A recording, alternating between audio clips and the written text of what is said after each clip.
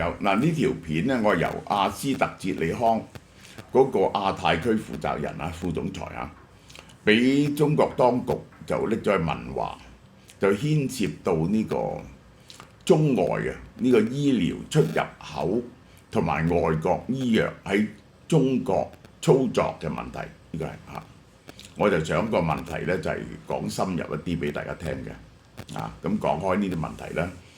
我哋11月咧就推出一隻男士好重要嘅嘢，就係呢一個 FormBio 嘅呢個獵戶素。獵戶素咧簡單啲嚟講，就醫兩樣嘢嘅，保養兩樣嘢嘅，一個就係你嘅前列腺，一個就係你嘅頭髮。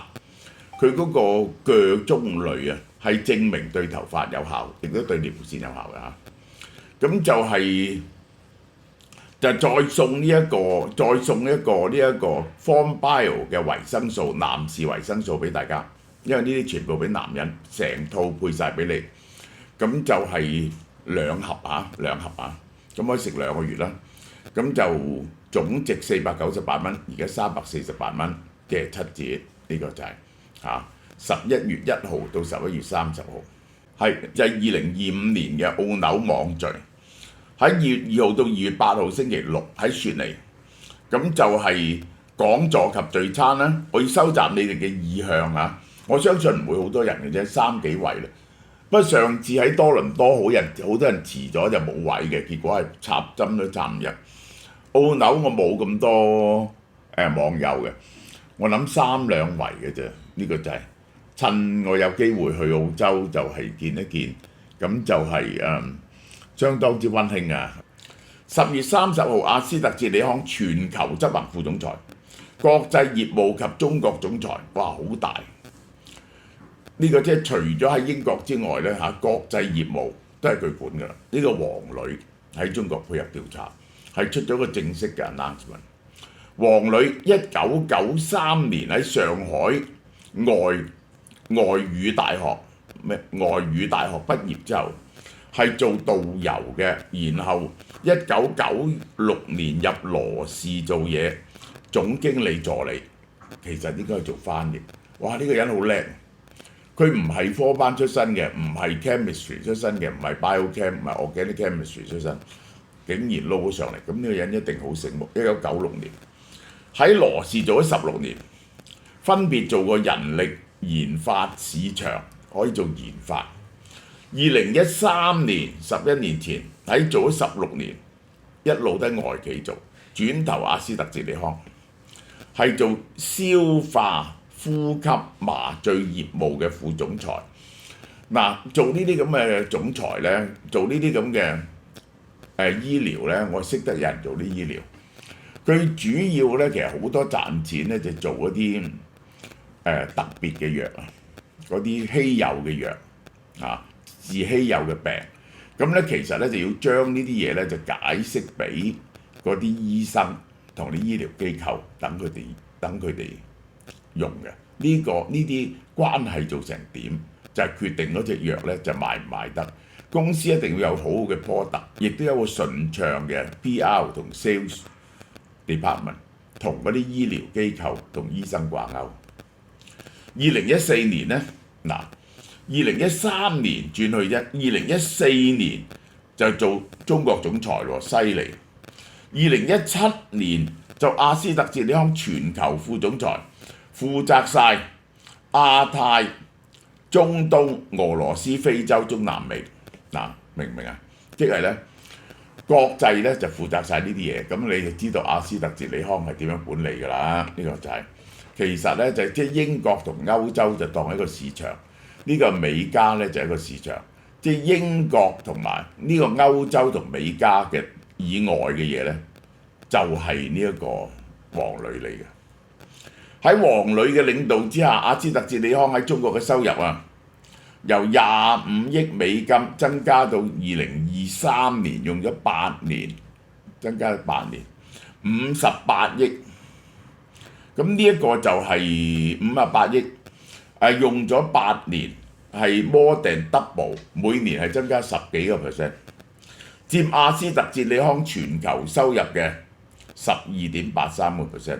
即係咁你就知道阿斯特捷利康咧全球咧就做呢個400幾500億美金嘅生意，400幾500億美金，呢個好犀利，係世界上最大嘅藥廠之一。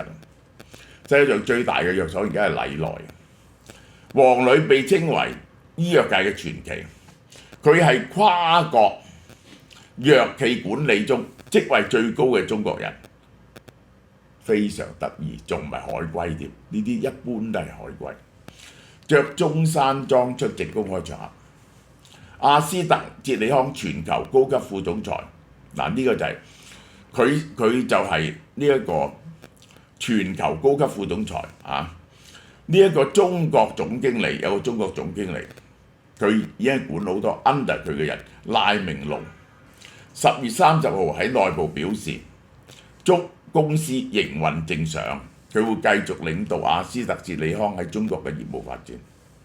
10月29號，黃磊仲喺朋友圈分享中歐國際工商學院，亦有個中歐國際工商學院30週年嘅慶祝訊息，係最後一條公開嘅訊息，就拎咗去傾偈啦。黃磊同現任阿斯特捷利康全球 CEO 蘇博科原來喺羅氏嗰時咧就識㗎啦。呢個人咧就走咗去阿斯特捷利康，就撈到 CEO， 所以佢就係帶咗黃磊啊，佢賞識黃磊。嗱，成件事嘅開始咧就係7月嗰陣時，中國喺警方扣留咗幾個中國籍嘅阿斯特捷利康員工，另外幾十個員工被問話，呢啲主要係 sales 團隊，呢個營銷團隊。警方調查呢人係咪參與一隻叫做 EZG 替西木單抗嘅肝癌藥物帶入中國並且獲利，呢個藥物唔準喺中國銷售，未獲批准嘅。佢哋係咪有將呢隻藥物嗱？我都話好多嘅標靶藥或者新嘅藥咧喺中國批准得遲，於是咧就好多咧走私入去嘅，好多經香港走私入去嘅呢啲。10月25號呢一個係百濟神州大中華區首席商務官殷敏俾深圳緝私部門帶走。殷敏咧曾經喺呢15年啊，2006至2021年咧，就係喺阿斯特捷利康度做嘅啊。佢哋懷疑佢將呢一隻嘢肝癌藥物帶入中國。殷敏阿斯特捷利康嗰時咧做財務總監、亞洲區戰略項目負責人，歐洲區喎，大中華區合規官。嗱，呢啲藥物好容易唔合規矩㗎，商業及渠道副總裁，香港澳門總經理。同日呢間公司4個高管，包括董事長魏鴻、副總經理洪軍、何俊賢、薛裕偉涉嫌詐騙被扣留。呢間嘢咧係阿斯特捷利康嘅合作伙伴。2020阿斯特捷利康呢間嘢咧就同阿斯特捷利康買嘢嘅阿斯特捷利康賣咗1100萬俾佢，係呢一個係佢嘅第5大客戶，唔係係佢賣咗1100萬嘢俾阿斯特捷利康，阿斯特捷利康係佢嘅第5大客戶。阿斯特捷利康芫茜非凡產品負責人袁哲走私，同埋中國副總裁等人涉嫌侵犯公民個人信息被查。嗱，兩樣嘢，一個就叫走私，一個咧就係搜集中國人嘅資料。咁呢個咧就好容易犯。你如果賣呢啲藥咧，你一定要搜集咗啲資料，然後先至能夠制定賣藥嘅策略㗎嘛。但係喺中國咧就犯法嘅。阿斯特捷利康喺深圳、福建、上海、江西、重慶超過100個醫藥代表、10個大區經理、3個總監，哇！一鑊熟，被捲入調查。好啦，有藥企人士透露，行業內嘅外企對阿斯特捷利康腫瘤科，凡係佢腫瘤科嗰啲人，嗱我頭先講嗰隻係肝癌已經係軟封殺。喺呢5年內，只要你喺阿斯特捷利康做過呢，冇人會請你，因為呢，你哋涉嫌走私同埋造假。目前王女被帶走嘅調查未公開，呢個呢似乎同阿斯特捷利康騙保案有關啦。第2單嘢嚟㗎，嗰個肝癌就係未得到批准走私入去，佢哋搜集呢一個中國嗰啲病歷輸出去阿斯特捷利康，於是呢個就犯咗中國嘅機密罪嗱。前邊就2條，呢條呢就係騙保案。騙保案嘅重磅就係泰瑞莎，呢個泰瑞莎乜嘢咧？阿斯特捷利康嘅印鈔機，第3代肺癌藥，醫肺癌嘅呢隻藥呢就係批准咗嘅。點樣騙保呢？我話俾你聽，泰瑞莎係喺2017年嗱，佢哋一做到呢啲藥呢就發達，係印銀紙嘅。3月2017年、2019年8月喺中國被用喺呢啲內藥並存突變陽性嘅非小細胞肺癌嘅2線治療。呢個 alpha 突變嘅1線治療，2線治療呢，即係做完呢個手術之後用嘅就係2線治療，1線治療呢就即刻攞嚟用。佢係喺2017年、2019年呢就批准咗啦，即係入到中國。2個適應症係喺2018 10月、2020年進入咗國家醫保，納入醫保之後呢，佢哋本來賣5萬幾蚊嘅，2018年呢就因為醫保同佢講數嘅，於是呢就收幾錢呢？15,300蚊，減價2021年減到5,580蚊啫。呢個藥呢喺中國市場，因為一入咗醫保呢就快速擴張，5萬蚊呢就中國人呢買唔起啊！全球銷售額係由2019年嘅將近30億增長到2021年嘅48億，2022年50億，2023年58億美金。呢隻藥急谷增長，即係佢唔係淨係中國入到醫保嘅，即係喺台灣啊好多地方一入到醫保呢，個問題呢就係大量出售，呢個係印銀紙啊。但係泰瑞莎可以喺中國醫保可以報銷，唔報銷你即係自己俾晒錢啫嘅必備條件，就係要查到 EGFR 基因嘅第30號巴點突變係乜嘢呢？佢查到你喺嗰個有一點嗰度係產生咗 DNA 嘅 mutation 呢一個係，因為呢唔係呢一點有 mutation 呢，佢就冇效嘅。而 TD90M 嘅檢測一定要係陽性先至有用。正常情況之下呢，醫生會建議肺癌患者進行基因檢測。如果基因係陽性，呢個係陽性然後真係嗰個突變就有醫保報銷。醫保報銷呢，就即係呢嗰個病人呢，只係需要俾3成嘅啫。但係根據中國媒體呢，喂，咁有啲人唔係佢又想用又點呢？大家聽下，阿斯特捷利康醫藥代表同醫院檢測機構合作，醫院有份嘅，一定係冇醫院做唔到嘅。利用 WS 軟件改咗個陰性基因，改佢做陽性，等佢可以用到呢隻藥。好啦，第一嗰個人。如果唔係呢個陽性，佢就攞唔到呢隻藥，但係佢呢就死啦。佢就希望用呢隻藥試下。咁如果你叫佢自己俾錢呢，佢就唔肯俾。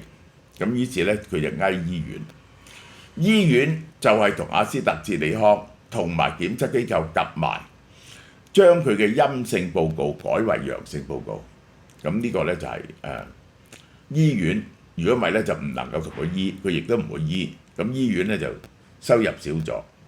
咁呢個檢測機構呢，就係醫院成日都攞嘢去檢測嘅，同阿斯特捷利康，佢哋梗係要幫佢啦。如果唔係呢，佢以後啲生意唔幫你做嘛。阿斯特捷利康本來唔賣得嘅嘢就變咗賣得，於是呢，佢哋就覺得，於是佢哋就係大規模咁做，大規模咁做。呢一種嘅情況固然係貪婪啊，想賺錢啊，但亦都有一部分理由就係嗰班人翳你翳到不得了，就希望翳嘅醫院啊，希望可以救到條命。當你係呢個肺癌第4期嗰時咧，你就係好 desperate 噶嘛，呢個係。有醫藥代表將其他患者嘅陽性報告改成目標患者嘅信息，改個名，畫咗個名改姓名、條紋碼、送檢時間呢啲咁嘅關鍵信息。腫瘤部門阿斯特捷利康被指定設立咗不合理嘅業績指標，俾好大壓力佢哋做多啲生意。每個月要有幾多個病人新增，有幾多人送檢。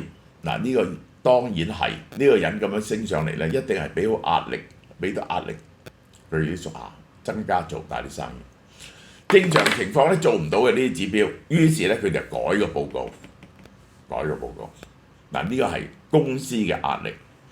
據福州市晉安縣法院嘅判決書自辯意見第1條，阿斯特捷利康個總裁黃磊其實係知道嘅，點解個陽性率咁高，鼓勵嗰啲前線代表提高個陽性率，係咪佢主使嘅個問題就係係咪佢主使嘅？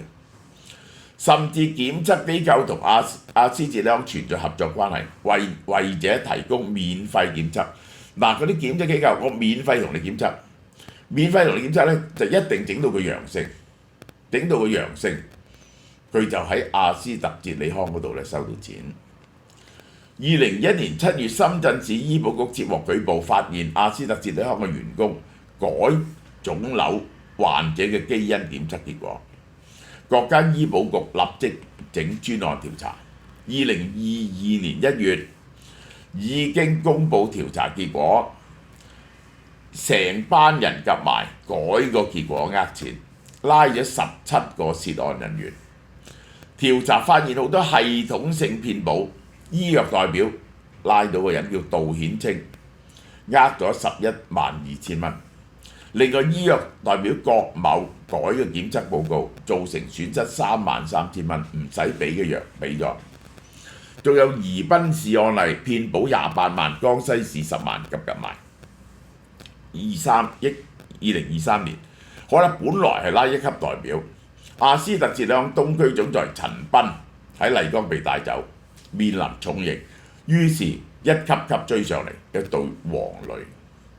阿斯特捷利康引發外商喺華投資新一輪嘅憂慮，特別喺醫療健康，呢個超過1萬億美金，對外企非常有吸引力嘅。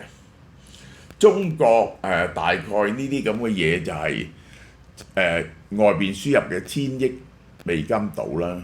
咁咧就係呢個遠遠係低過美國嘅，美國平均喺啲嘢咧用咗700-8千億美金，但係中國已經係好大，因為人多，已經多錢過印度好多。印度咧就用嗰啲 generic 嘅。中國法律體系，警方當事人可以長期扣留令到企業難以掌握一個調查進度同具體原因，拉咗冇得救，唔知點解。中國對反間諜法進行範圍擴大，提高普通商業範圍都可以成為間諜。即係你去搜集中國人有幾多呢啲個基因排序係變咗啊，或者有幾多人陽性啊，有幾多需求啊？你唔做搜集呢啲，唔做呢啲 market research 咧，你就好難決定請幾多人。你一做呢啲 market research 咧，好可能就變咗間諜，就犯法。呢個就係。Johnson 嘅一個高管10月話，公司業績受到中國市場降低醫療成本嘅衝擊，要慳錢，嗰啲醫院咧就要慳錢，於是咧就削減成本，反腐敗行為都加深咗呢個衝擊。嗱，我將成個 situation 講俾大家聽先。呢件事咧就咁嘅，早7-8年咧就已經葛蘭素喺中國啲代表咧就好多人都被捕，咁咧就係西方好多藥廠嘅代表咧都喺中國被捕。嗰次嘅被捕咧就係咁嘅，就因為咧佢哋係學咗中國嗰啲藥，就去嗰啲藥廠係賄賂啲醫生，叫嗰啲醫生咧就盡量用啲藥俾回佣啲醫生，咁結果咧就拉咗一輪。咁好啦，而家呢次咧就點咧？呢次咧就係兩大問題。一大問題咧就係走私嗰啲可以救命嘅羊入去，因為大陸嗰啲人咧就嗌救命。你就睇下一部電影，早幾年曾經好轟動嘅叫《我不是藥神》，就係講嗰啲人買唔到嗰啲血癌藥，就要由印度走私嗰啲 generic 嘅翻去。香港都係走私好多呢啲標靶藥翻大陸嘅地方嚟嘅。好啦，阿斯特捷利康，第一就係呢個走私，第二咧就係因為嗰個藥廠啊，就係要俾好大壓力呢個阿斯特捷利康，包括呢個黃磊嚇，要佢哋增加呢個銷售。佢哋有隻印銀紙嘅藥啊，泰瑞莎呢隻咧專係醫肺癌嘅，咁咧就要，但係咧你就要 positive 同埋有個 mutation 咧先至準用，喺醫療度扣錢，唔喺醫療度扣錢咧就唔準用。咁於是喺公司嘅壓力、病人嘅哀求之下，大規模咧就造假。好啦，嗱我總結一下中外嘅呢個 situation。中國每年嘅醫療產品外銷嘅係有呢一個百零億美金啊，百零億美金，主要係啲好平嘅嘢，好平嘅嘢。就係我都講過咧，曾經就係喺呢個針筒啊，呢一個係呢個手術手套啊、防衛服啊呢啲咧冇咗中國嘅供應咧，你就仆街。第二咧就中國咧就係做咗嗰啲有啲絕對需要嘅 ingredient， 即係如果我琴日先講 Donald Trump 加60% 關稅，除非豁免呢啲嘢嘅啫，咁中國咧係咪會用呢啲嘢報復咧？世界上80%嘅抗生素同埋呢個維他命嘅 organic ingredient 咧，都係中國做嘅。如果中國係可以用呢樣嘢咧嚟到要挾世界嘅，呢個問題咧就係 Covid 嗰陣時咧已經提出過，呢個歐洲同埋美國咧話會改善，但係我唔知道而家改善咗幾多。調翻轉頭，外國拎住中國乜嘢咧？拎住中國咧就係幾樣嘢嘅。第一，高級醫療器材全部都要由外國入口，即係咧呢一個 CT scan 同埋 MRI 咧，中國做嗰啲咧係唔準確嘅，基本上係要買外國入口嘅。冇咗呢兩樣嘢咧，即係斷症咧就非常困難。另外咧就仲有啲貴嘅醫藥用品咧，全部要入口嘅。舉個例，佢話中國嗰啲人造血管咧係唔用得嘅啊！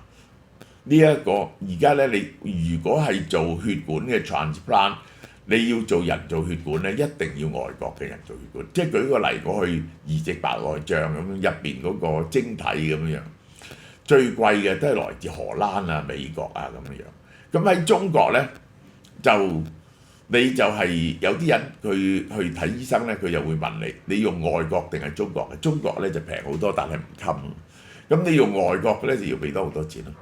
咁你知道中國嗰啲高級幹部啊，全部都要用呢啲嘢，就係人造血管咧根本冇 replacement， 一定要用外國嘅嚇。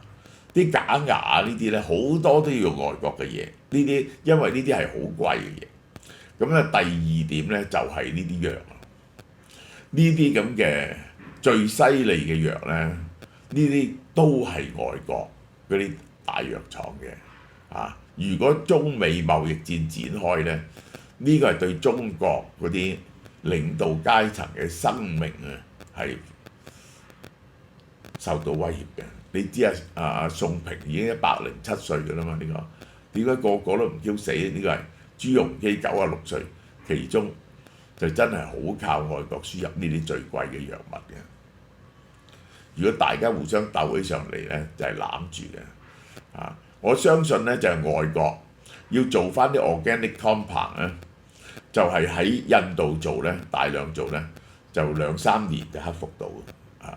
但係咧你要唔用外國呢啲先進嘅醫療器材同埋嗰啲耗材咧，係非常之困難嘅。好，呢段講到呢度。